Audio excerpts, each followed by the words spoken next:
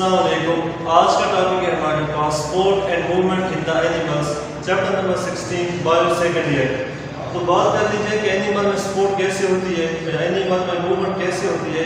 उसके लिए जो आपके पास है वो है स्केलेटन। एनिमल में स्केलेटन क्या है अगर डिफाइन किया जाए, the skeleton is a tough and rigid framework, एक सख्त और टफ है एक ढांचा है in the body of animal. Animal की बॉडी के ऊपर जो टफ और रिजिड फ्रेमवर्क है उसको नाम दिया जाता है स्केलेटन का। अगर इसकी फंक्शन की बात कर लीजिए, फंक्शन क्या है, so skeleton is involve in the support, protection and the movement of animal body. Composition क्या है, स्केलेटन की कंपोजिशन डिफरेंट हो सकती है डिफरेंट एनिमल्स के अंदर, लाइक ऑर्गेनिक और इनऑर्गेनिक सब्सटेंस को मिलने से बनता है। ऐसे इसके टाइप्स तीन है आपके पास एनिमल्स में, जनरली तीन टाइप्स हैं। First one is the hydrostatic skeleton, second one is the exoskeleton and last one is the endoskeleton. So we will see the hydrostatic skeleton क्या है। हाइड्रो मीन वाटर, स्टैटिक स्केडोस से निकला है, means to bear, और जो skeleton ढांचे को कहा जाता है।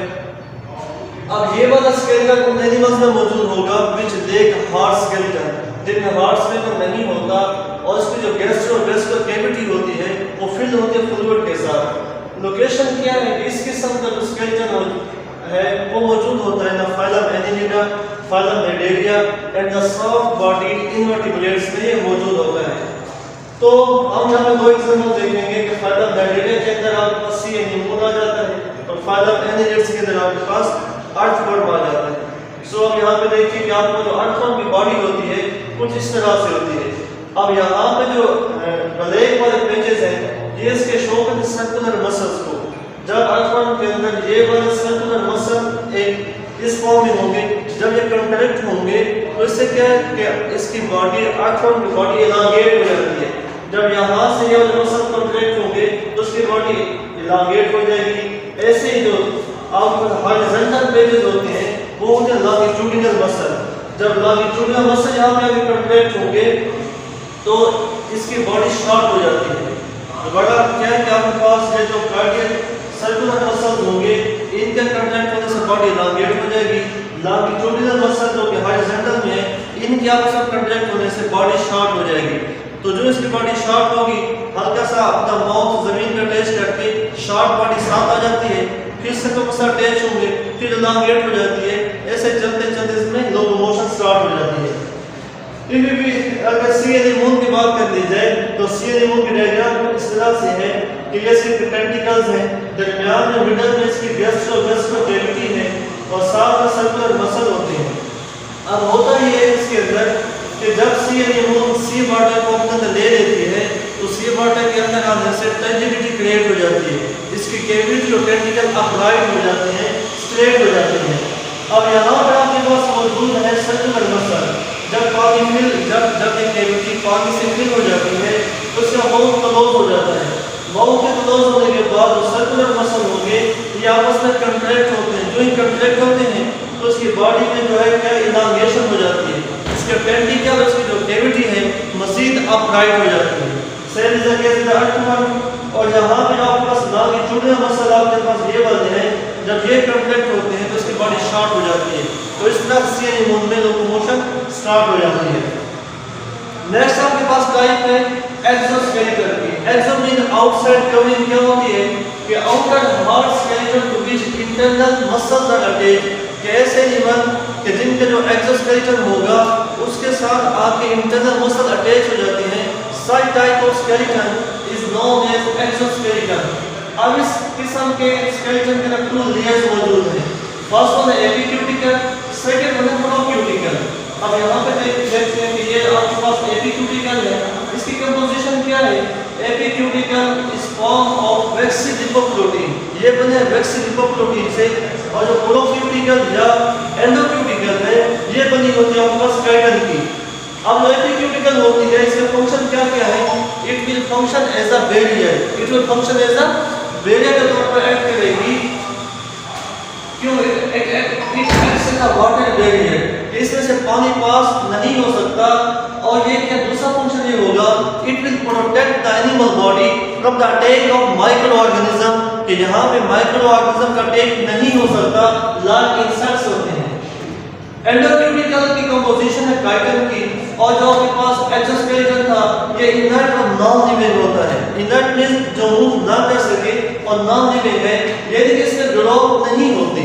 जब ग्रोथ नहीं होती तो इस किस्म के एनिमल को एक प्रॉब्लम फेस आ जाती है कि एनिमल तो ग्रो करेगा लेकिन इसका एक्सोस्केलेटन ग्रो नहीं कर सकता। इसके लिए एडाप्टेशन आपके पास जो मोलस्कस में देख लेते हैं तो इस मोलस्कस के अंदर क्या है कि ग्रोथ रिंग्स बन जाती हैं। सपोज कि यहाँ पे ये जो ब्लू डॉट शो किया गया एनिमल है उसके ऊपर का उसका एक्सोस्केलेटन है। अब होता क्या है, अब जब एनिमल ग्रो करेगा ये वाला एक्सोस्केलेटन इसमें ग्रो नहीं करता तो क्या होगा, इसमें एलांगेशन जो होती है कि ये वाला एक्सोस्केलेटन मजीद सब्सटेंस दे के इनऑर्गेनिक ऑर्गेनिक एक नई रिंग बना देता है, न्यू रिंग को जनरेट करेगा, खुद इसमें ग्रोथ नहीं होती। जैसा कि 2 साल का बच्चा है आप उसको सूट लेके दे दें, जब बच्चा 3-4 साल का हो जाए तो उसका सूट छोटा हो जाता है, उसके कपड़े छोटे हो जाते हैं। एनिमल की ग्रोथ होगी लेकिन स्केलेटन की ग्रोथ नहीं होती। ऐसे आपके पास ये वाला केस होगा तो बहुत सारे इंसेक्ट्स स्पाइडर आपने देखे होंगे, अब हल्के से वहाँ रिंग नजर आ रहे होते हैं तो ग्रोथ रिंग स्टार्ट हो जाता है। तो जैसे जैसे एनिमल की बॉडी में ग्रोथ होती रहेगी वैसे वैसे रिंग्स बनते चले जाते हैं, लेकिन ये रिंग्स खुद साइज में ग्रो नहीं करते बल्कि और रिंग को और ग्रोथ पैटर्न को जनरेट कर देते हैं। सिंपलेस्ट एग्जांपल आपके पास है मोलस्कस की, कि मोलस्कस का जो शेल है वो बना है कैल्शियम कार्बोनेट से और कैल्शियम कार्बोनेट को कहा जाता है स्क्लेरोटाइजेशन, इसके मिलने को कहा जाता है। कैल्शियम कार्बोनेट के क्रिस्टल्स के कंबाइन होने को जब स्क्लेरोटाइजेशन कहा जाता है। अब सवाल ये है कि जो मेरीन मोलस्कस होते हैं उनको बाइवॉल्वर भी कहा जाता है क्योंकि जो मोलस्कस होते हैं इनका एक्सोस्केलेटन 1 से 2 पीसेस पर मुश्तमिल होता है, जस्ट 1 to 2 पीसेस, इसे इसको बाइवॉल्वर भी कहा जाता है। अब मेरीन में रहने वाले बाइवॉल्वर का स्केलेटन हार्ड होता है लेकिन लैंड जो आपके पास स्नेल होते हैं उनका जो आपके पास स्केलेटन है वो लाइट होता है। वजह क्या है?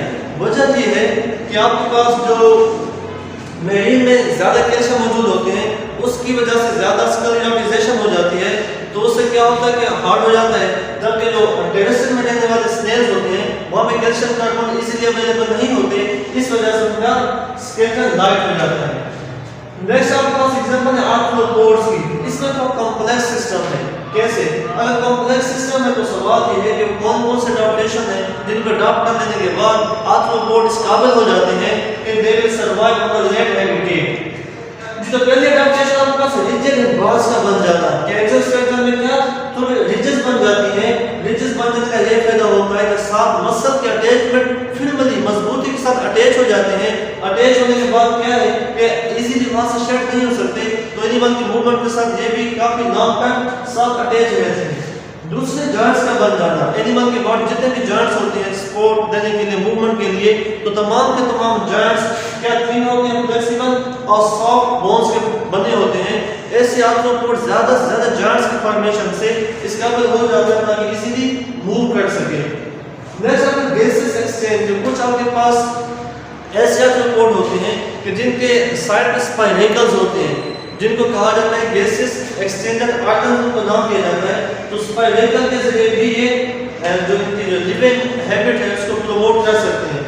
लास्ट में सेंसिला कहा जाता है कि कुछ आर्थ्रोपोड के टेल पे लास्ट में कुछ सेंसिटिव रिसेप्टर होते हैं जिनको सेंसिला कहा जाता है कि हल्का सा टच कर लेने से वो फौरन से भाग जाते हैं तो ये बेनिफिट है अपने एनिमी से वो बच सकते हैं। अब बात ये होता है कि बहुत सारे जो आपके पास आर्थ्रोपोड होते हैं जैसा कि स्नेक्स वगैरह होते हैं, अगर उनके लिए जो स्केलेटन अगर ओल्ड ज्यादा हो जाए तो अपने स्केलेटन को शेड उतार देते हैं। उतार देने के बाद क्या होता है, इस प्रोसेस को नाम दिया जाता है एक्टाइसिस या मोल्टिंग का नाम दिया जाता है और इसमें डिसएडवांटेज भी है। कैसे है कि the shedding of old skeleton and the formation of new one is known as ecdysis या मोल्टिंग। अब इसमें कुछ हमारे पास स्टेप्स होते हैं। स्टेप्स कौन कौन से हैं इन्हें से समझा लेते हैं कि आपके पास स्पोर्ट्स के लिए ये आपके पास है तो एनिमल के जो मसल्स होते हैं ये वाले आपके पास दिया है हाइपोडर्मिस। हाइपोडर्मिस में हाइपोडर्मल ग्लैंड्स होते हैं, वहां से कुछ एंजाइम रिलीज होते हैं। ये एंजाइम जाके यहाँ पे आपके पास है प्रोक्यूटिकल एंडोक्यूटिकल, इसको डाइजेस्ट कर देते हैं। डाइजेस्ट कर देने के बाद इसमें गेप ज्यादा बढ़ जाता है तो आपके पास जो एपिक्यूटिकल है वो इससे बिल्कुल डिअटैच सेपरेट अलग हो जाती है। अलग हो जाने के बाद ये वाले हाइपोडर्मिस दोबारा प्रोक्यूटिकल को बनाना शुरू कर देती है और यहाँ पे एपिक्यूटिकल में छोटे पोज बन जाते हैं, जिससे आपके पास ये जो एपीक्यूटी गल है ये बिल्कुल वल्नरेबल हो जाता है। तो जो एनिमल है इसको शेड उतार देते हैं और यहाँ पे नया स्केलेटन बनना शुरू हो जाता है। तो ये तो आज का लेक्चर एक्सोस्केलेटन और hydrostatic skeleton, hope so you will understand. अगर ये शॉर्ट वीडियो है थोड़ा सा कंसेप्ट दिया आपको, मजीद अगर कुछ आपको तो मसला है तो आप इसमें कमेंट, इसके रिलेटेड कमेंट कर सकते हैं।